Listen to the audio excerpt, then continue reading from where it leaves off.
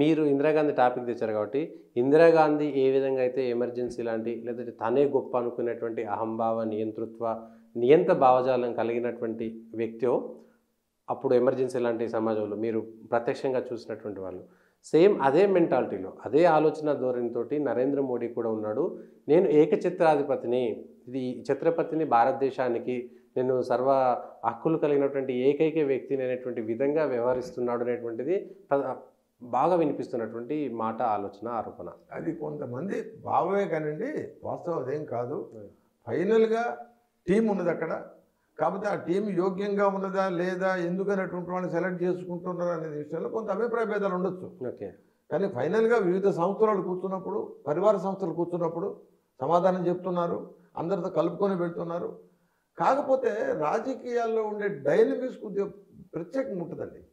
ప్రతిదీ అందరితో అనుమతి తీసుకొని వెళ్ళడం జరిగే పని కాదు. అందువలన కొన్ని విషయాల్లో కొంత తేడాలు రావచ్చు. కానీ ఫైనల్గా అటువంటిది ఏమీ లేదు. అందరూ అనుకునే పద్ధతిలో వెళ్తున్నారు. ఉదాహరణకి మొన్న రామాలయం జరిగింది. అక్షింతలు పంచింది ఎవరండి? దేశం మొత్తం మీద అక్షింతలు పంచింది రాష్ట్రీయ స్వయం సేవక కార్యకర్తలు. రేపు ఎలక్షన్ వస్తుంది. ఎలక్షన్ వస్తున్నప్పుడు ఇంటింటికి వెళ్ళి ఆర్ఎస్ఎస్ కార్యకర్తలు ఏం చెప్తారు? మీరు ఓట్ చేయండి, మీరు ఏ మంచి పార్టీ అనుకుంటారో ఆ మంచి పార్టీకి ఓట్ చేయండి, ఓటింగ్ వెళ్లకుండా ఉండొద్దు, అండ్ నోటాకి ఓటేయకండి, నచ్చిన వాడికి వేయండి, ఉన్నంతలో బెస్ట్, ఇట్లాంటి విషయాలు చెప్తారు. బీజేపీకి ఓటేయమని చెప్పరు. కాబట్టి ఈ చైతన్యాన్ని నిర్మాణం చేయడానికి సైమల్టేనియస్గా పనిచేస్తుంటారు. ఇవాళ రామాలయం అక్కడ దాకా వచ్చిందంటే 30-40 సంవత్సరాల సంఘ పరివార క్షేత్రాలు చేసిన పోరాటం కూడా కారణం దానికి. త్యాగం అదంతా ఆయనకు తెలుసు, అనుమానం లేదు. ఆయన రథయాత్రకి వీరు సిద్ధమైనప్పుడు వివిధ క్షేత్రాల్లో ఉండే కార్యకర్తలు అందరూ కలిసి 2 నెలల పాటు టోటల్ ప్రోగ్రామ్ చాకౌట్ చేశారు. ఆయన వెనకాల వస్తున్నారు, నేను ముందు అన్ని అరేంజ్మెంట్ చూసుకుంటూ వెళ్ళేవాడిని ఆ రోజుల్లో. రథయాత్రలో ఆయన వెనకాల నేను ముందు. మోడీ గారితో అప్పుడు కూడా మీరు కలిసి ఉన్నారు? మోడీ గారు కాదు, అద్వానీ గారు. రథయాత్రలో అద్వానీ గారితో కాదు, ఆయనతో ఉన్నది ఆయన బొంబాయి ప్రమోద్ మహాజన్ దాంట్లో ఇన్ఛార్జి. వీరేమో మన వీరితో వచ్చారు, మురళీ మనోహర్ జోషి కదా, కాశ్మీర్ యాత్రలో వీరు ఉన్నాను. 2 యాత్రలు నేను ఉన్నాను, వాళ్ళ వెనకాల నేను ముందు పోయా, అరేంజ్మెంట్ చూసుకుంటాను ముందస్తు. ఇవన్నీ ఉంది. అంటే ఎంతమంది కార్యకర్తలు, ఒక రకంగా చెప్పాలంటే లక్షలాది మంది కార్యకర్తల కృషి కారణంగా ఆ ప్రోగ్రాం జరిగాయి. మరి అవి జరగడానికి కారకులు ఎవరు? రాష్ట్రీయ స్వయం సంఘం. అందరిని కలిపి కూర్చోబెట్టి చేయమన్నారు. మళ్ళీ వీళ్ళందరికీ పేరు రాకుండా నరేంద్ర మోడీకి ఒక్కడికి పేరు తప్పదు. అది ఎక్కడో మీరు అంతెందుకు, ఇప్పుడు ఒక్క అటల్ బిహారీ వాజ్పేయి గారి తర్వాత అద్వానీ గారి పేరు ఎట్టు వచ్చింది? ఆ రథయాత్ర చేశారు కాబట్టి.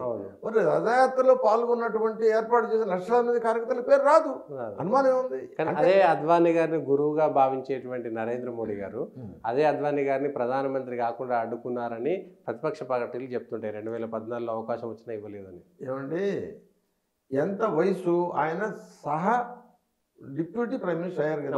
అవును. ఎక్కడో మనిషి సంతృప్తి పడాలి కదా. తర్వాత తరం వస్తుంది కదా. ఆయనకి ఎంత వయసు, తర్వాత తరం వాళ్ళు మురళీ మనోహర్ జోషి గారు, తర్వాత ఈయన ఎవరు నరేంద్ర మోడీ గారు కావచ్చు, ప్రమోద్ మహాజన్ కావచ్చు, వచ్చిన తర్వాత బ్యాచ్ ఏదైతే ఉందో వాళ్ళు ఆల్రెడీ 60s క్రాస్ అయ్యారు. మీరు 80s క్రాస్ అయ్యారు. మరి 60 క్రాస్ అయిన వాళ్ళకి అవకాశం ఇవ్వాలి కదా.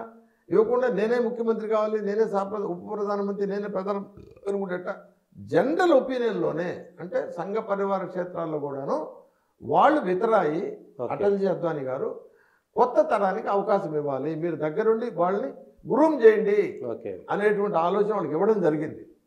సరే, ముందుకు వెళ్ళడమా లేదా, గ్రూమ్ చేయడానికి సిద్ధమయ్యారా లేదని విశేషం. ఇప్పుడు ఆయన పాకిస్తాన్ దాకా వెళ్ళి జిన్నా గురించి పొగుడు వచ్చారు కదా.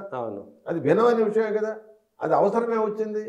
కాబట్టి ఇవన్నీ చూసినట్టయితే మనిషిలో నేను ఏదో కావాలన్న కోరిక ఉంటుంది. ఆ కోరికతో వాళ్ళు చేసేటువంటి స్ట్రాటజీ ఉంటుంది. మరి దానికి పరివార క్షేత్రాలు సిద్ధం కాదు. ఎవరో బయట వాళ్ళు అనుకోవచ్చు గురువు కదా అది కదా అని. అన్యాయం జరగలేదంటారా అద్వానీ గారికి పార్టీలో? అన్యాయం ఏం జరిగిందండి? మీరు అసలు ఉప ప్రధాని కావడం చిన్న విషయం అండి భారతదేశానికి. హోమ్ మినిస్టర్ కావడం చిన్న విషయమా? చిన్న విషయం కాదే. అంటే మీ కారణంగా అయ్యారా, మీ ఫ్యామిలీ కారణంగా అయ్యారా? ఇన్ని పరివార క్షేత్రాలు, ఇంత లక్షలాది మంది కార్యకర్తలు పనిచేస్తే కదా మీరు ఫోకస్ అయింది. మరి ఫలితం ఎక్కడికని? అందరం మేమేం కోరుకున్నాం, నెక్స్ట్ బ్యాచ్కి అవకాశం ఇవ్వండి అన్నాం. ఎందుకు ఇవ్వరు మీరు? తప్పే ఉంది అందులో, ఎందుకు బాధపడాలి? మరి రేపొద్దున నరేంద్ర మోడీ గారు కూడా అది ఎదుర్కోవాల్సిందేనా?